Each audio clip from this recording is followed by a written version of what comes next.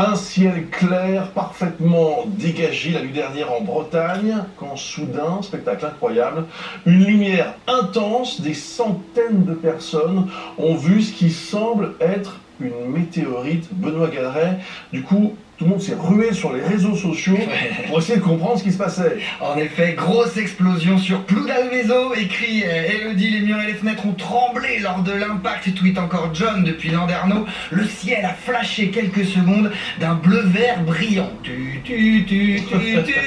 Ambiance X-Files, vous le voyez, en pleine nuit là, ça doit faire bizarre quand même, sur l'île de Saint, où il n'y a pas beaucoup de lumière normalement, et là d'un coup on y voyait comme à plein jour.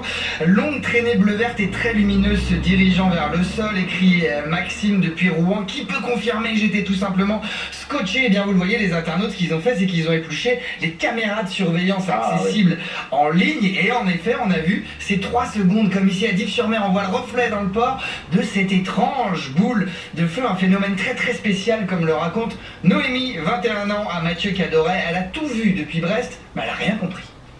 J'étais en train de jouer sur mon ordi et là d'un coup dans le ciel j'ai vu une grande lumière plutôt verte blanche qui a illuminé le ciel comme une boule blanche qui a laissé un grand faisceau lumineux derrière, mais ça ressemblait vraiment pas à une étoile filante parce que c'était beaucoup plus gros et surtout ça a changé beaucoup plus vite de couleur pour devenir orange et disparaître après en fait. Ça a vraiment duré plusieurs secondes en fait, du coup on a vraiment le temps de voir ce qui se passe et de me stresser un peu quand même. Quelques temps après j'ai senti aussi un peu que ça avait tremblé et tout, c'était vraiment très très spécial.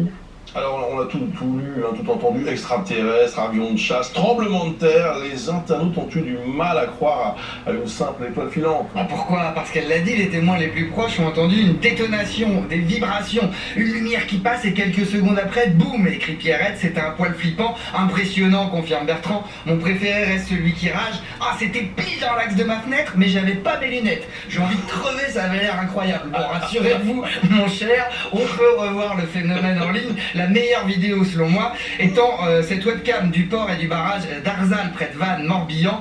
Et là on voit bien que ni ovni ni avion de chasse, c'est bien un caillou astral qui embrase le ciel.